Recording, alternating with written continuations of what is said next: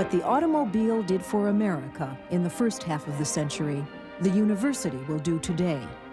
Clark Kerr, President, University of California.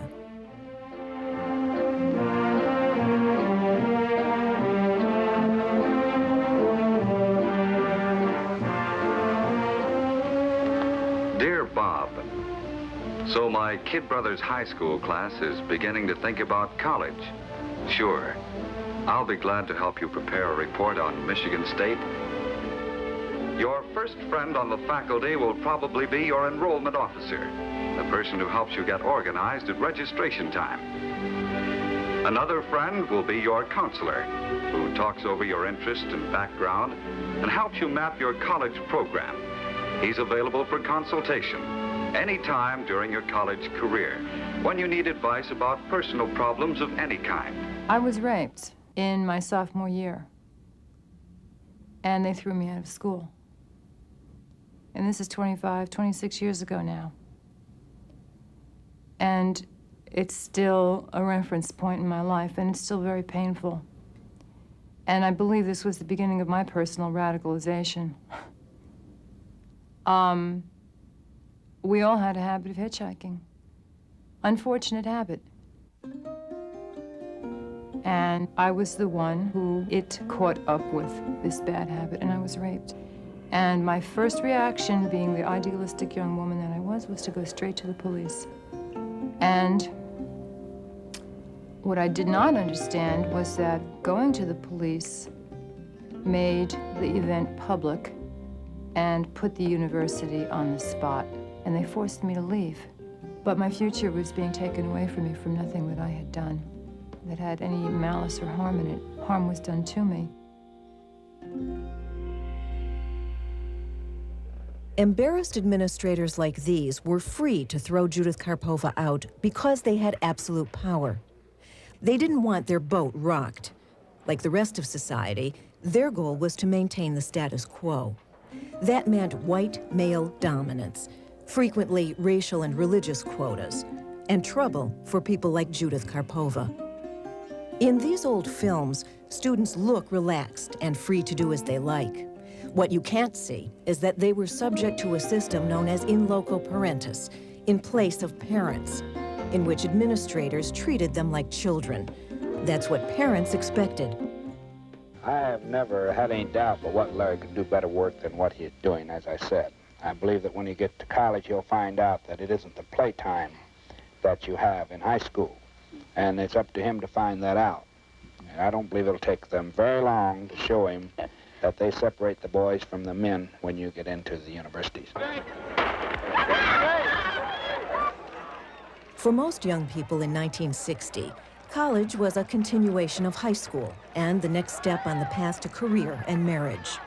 Any criticism of the system would have to come from someone else, like little-known songwriter Malvina Reynolds.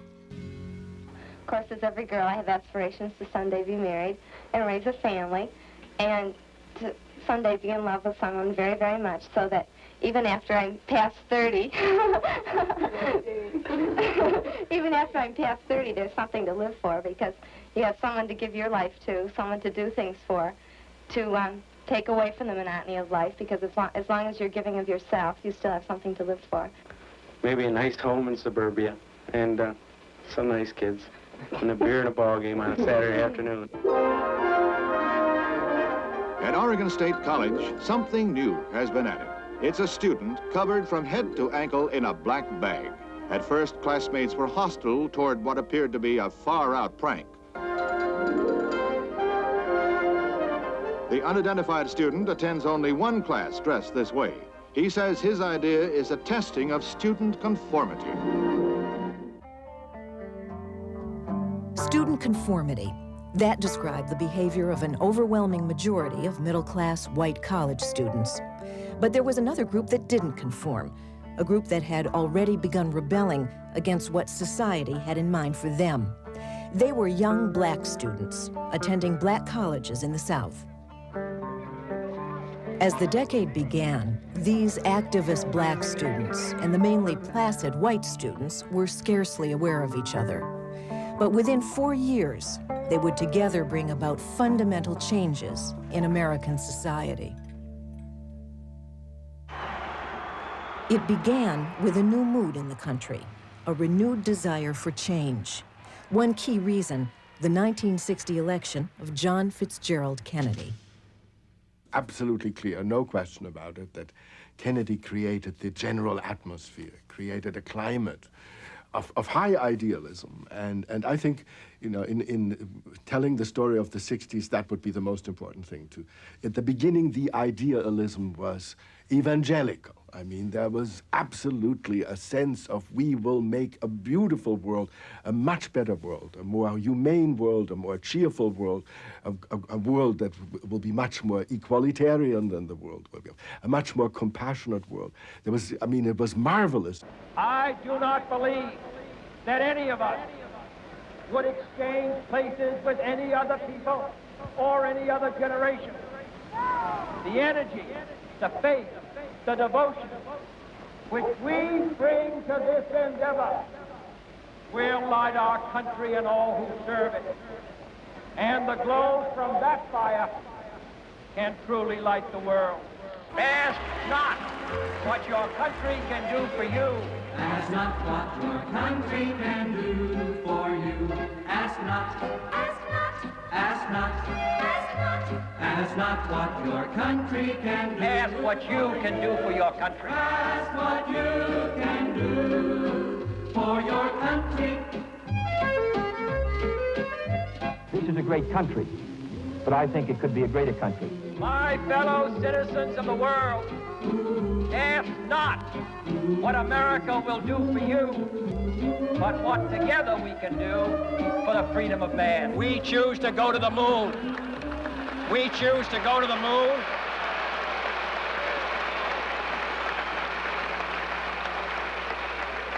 We choose to go to the moon in this decade and do the other things, not because they are easy, but because they are hard. Country, country, country, country,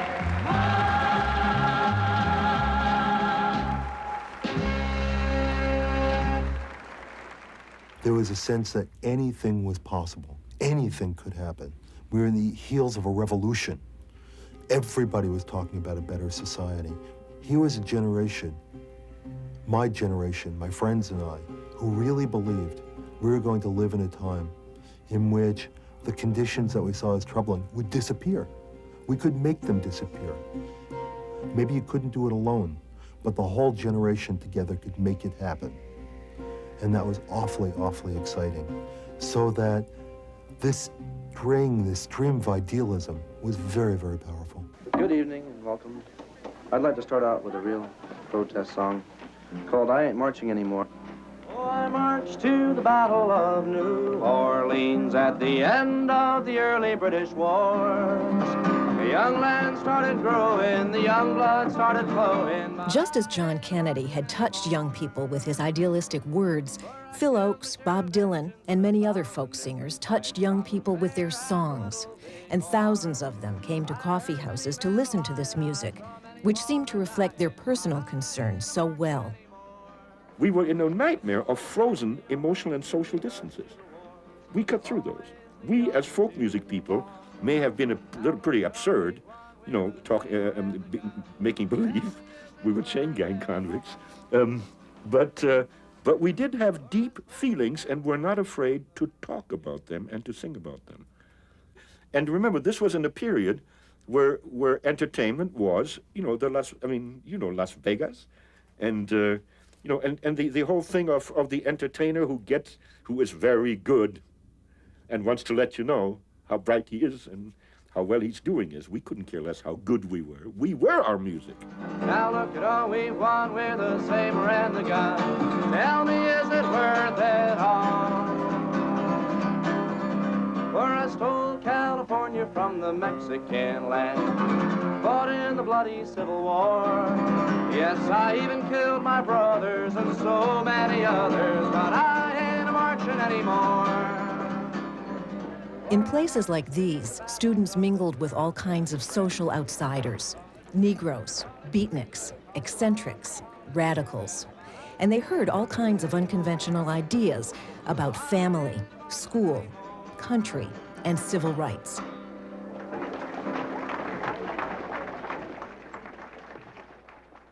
If you don't see me in the back of the bus, you can't find me nowhere. Oh, come on over to the front of the bus. I'll be sitting right there. I'll be sitting right there. I'll be sitting right there. Oh, come on over to the front of the bus. I'll be sitting right there.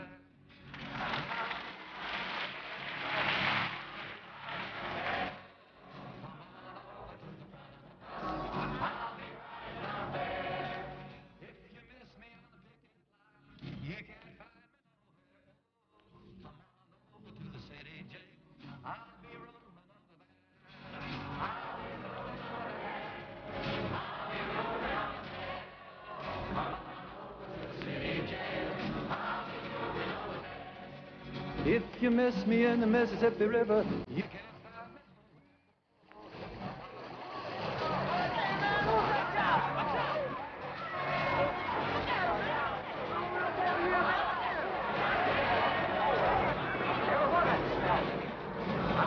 Boy, get off here.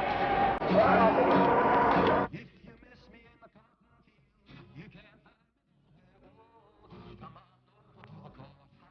I'll be voting right there.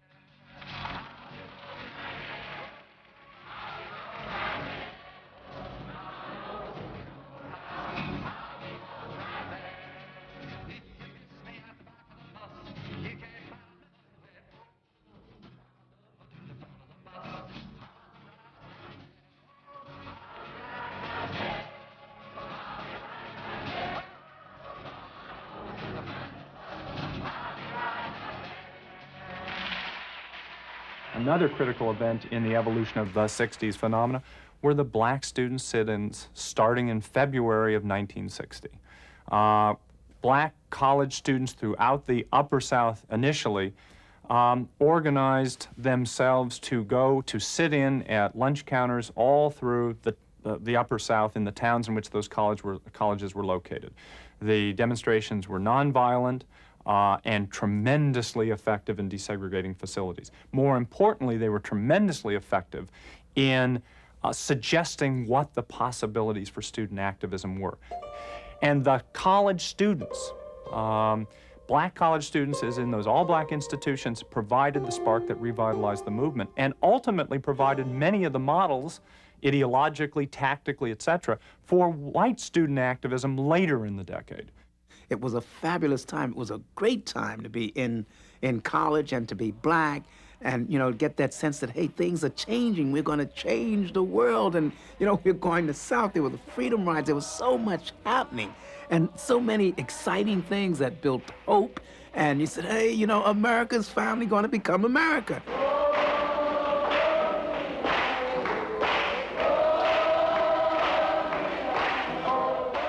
It was almost indescribable in terms of changing my outlook on life and somehow bringing to an awareness that I can make a difference. Because as I grew up, all I knew was you do what you have to do to survive. But then, as a college student, I learned to take some risks. I remember as, it was my sophomore year, we had the first demonstration in Talladega, Alabama, and I just pulled all of my courage together and joined that march. And about 100 of us went downtown Talladega and marched around the courthouse, scared to death. Just knew we were going to get clubbed and hauled off to jail, and then I was going to have to explain to my mom and dad what I was doing down there. But I was out there on the cutting edge, and it really made me feel good. And if I hadn't been at a black college, I wouldn't have done that. I wouldn't have had the courage to do that. Black students who were veterans of these actions quickly organized into the Student Nonviolent Coordinating Committee, SNCC. SNCC and other black groups attacked segregation and the deep-rooted traditions behind it with nonviolent demonstrations and protests at public facilities. The Negro is not a part of my family. As a result, I don't elect to have him sit and eat with me.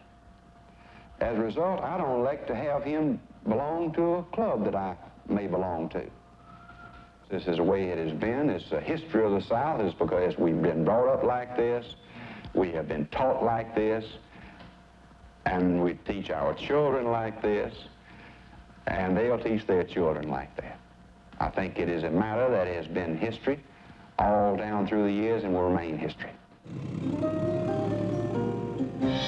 The SNCC students wanted to change the history of racial segregation, and they thought the time had come because of their sit-in successes. They believed that willpower alone could wipe out the entire system of American apartheid. That's how optimistic, or how naive, or how determined they were. They and the other civil rights groups divided up the South so each could concentrate on one area. We claim Mississippi as our own. Young, foolish, dumb, really. We said, we're gonna go in here, we're gonna break this place open. And our theory was that if we brought down Mississippi, the rest of the South would have to fall. And because this was the worst of the places. And how would we bring it down? We would flood the state with black and white students and so overpower it with our nonviolence and our freedom schools that it would not be able to resist. And then the rest of the South would look and say, oh, look what those students did in Mississippi, over here in Tennessee and Virginia, we better watch out. And we thought it would all come tumbling down. It didn't quite happen that way. But I tell you, it wasn't a bad theory. You put that date right there. If you were born here in Dallas and Boca Chili, you would put date of your birth. What did Eleanor Holmes Norton and her SNCC colleagues intend to do in Mississippi? To register as many black voters as they could, because they believed that with enough black voters, they could defeat the laws and the leaders that kept segregation alive. Their effort began with organizing. We'll be more than gladly to arrange transportation for you to get down there today if you can't go on your own. Our position was we had to get people to crack through the fear, and that had to be done on a one-to-one basis, and it had to be we had to make sure that we were talking to people about their own self-interest, because we never lied to someone and said, look, there's no harm in this. Your name's not going to be published in the newspaper, and if the sheriff comes at you, we will protect you. We couldn't do that. They could stick a dynamite right through this window here in this church. I sure hope, the people around the world will respond to it, so we don't die for nothing. Okay, let's move. Let's have some volunteers up here so Larry can set up this workshop. We shall go to earth.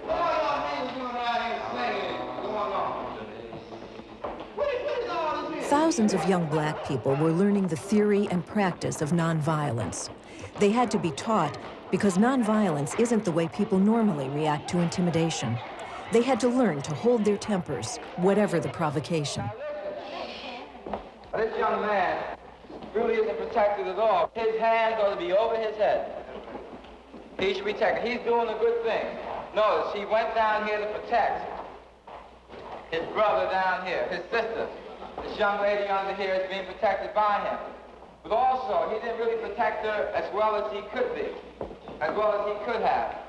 For one, this young lady here is exposed. Her head is all left open. These signs, you can drop these signs and policemen start to beat you and immediately cover your head. You have to curl up. Now this young lady, her most important part is her head and her internal section. Her internal section is protected, but her head isn't, because it's right here. His elbow is over it. So get up a second, I'll show you. Now you stay here and lie across this way. No, across her head. No, the way I'm standing. That's right. This is the way he should lie in order to protect her. Now, she is well protected. In order to protect himself, force your legs. So they can't jab a stick in between your legs and hurt you.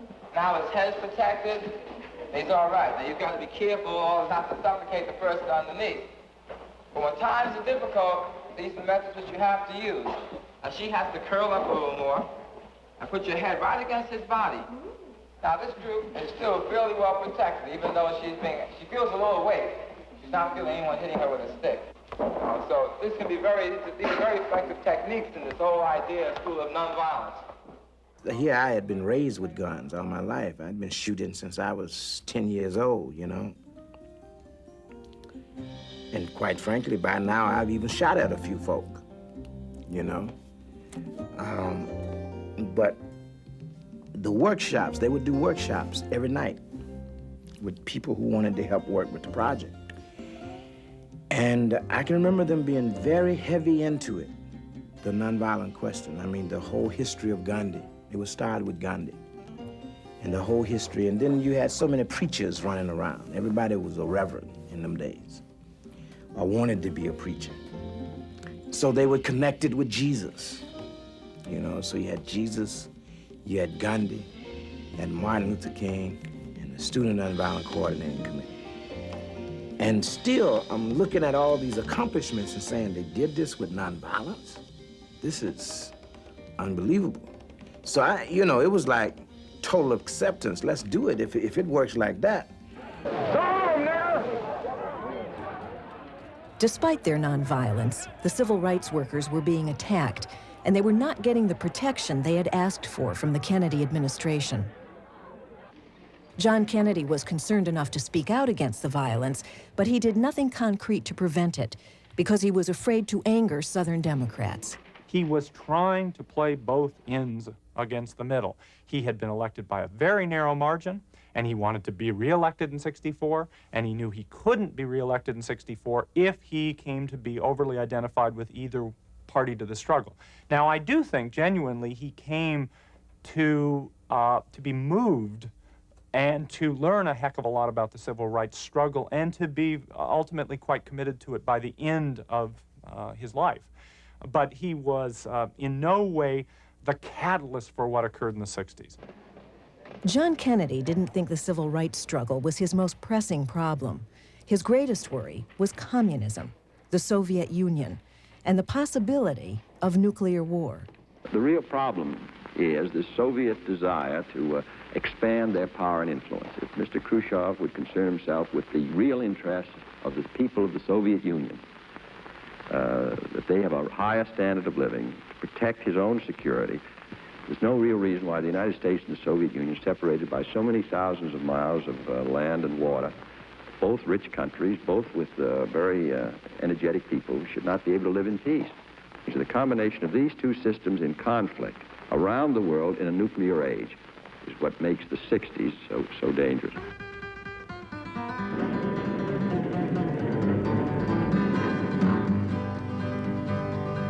It was just a little while ago I glued my ears to the radio. The announcer was saying we better beware, a crisis was hanging way up in the air. Crawling on the ground, swimming in the sea, heading for me. Well, I didn't know if I was for or against it. He was yelling and screaming a mile a minute. Well, he said, here comes the president, but first this word from Pepsodent.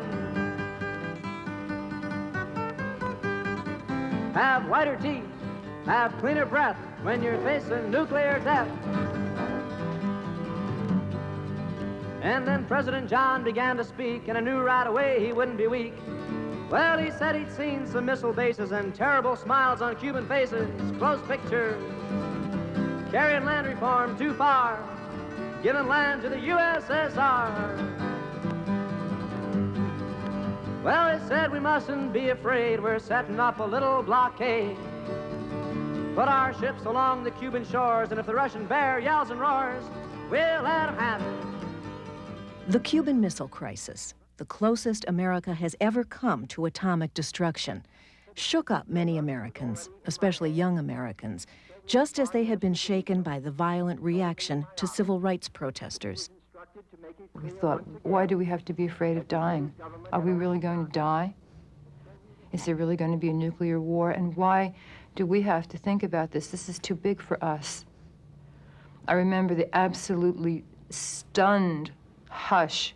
I remember the sense of wanting to stay indoors, of being actually afraid to walk outside, not because something was going to fall from the sky at this particular moment, but because the sense of crisis was so intense and our unpreparedness for it And our sense of being afflicted with it was so intense that you did not want to walk alone out under that sky.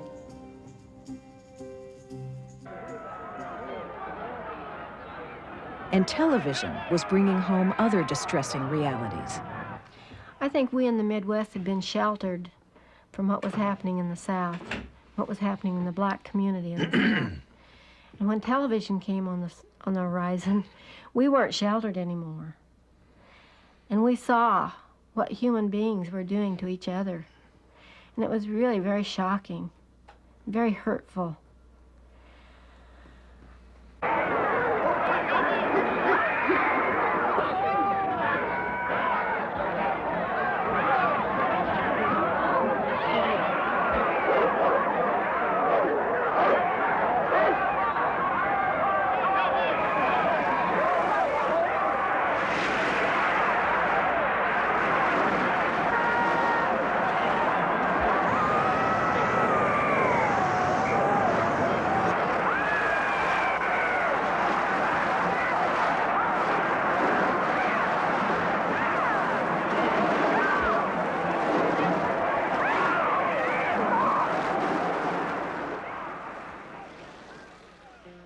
We were brought up very idealistic.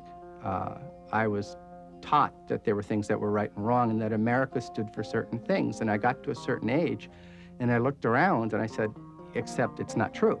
That there, you know, and my first instinct was, well, this is clearly, you know, something's fallen through the cracks here and we just have to point it out and say, you know, there are these people who are hungry or people who can't vote or people getting beaten up. And, you know, if we just make people aware of that, that it'll get solved right away. And of course it didn't get solved right away. And therefore we began to challenge more and more the lies. And I really think that that's the basis of my anger and outrage in the 60s, was that I had been lied to about what America was all about.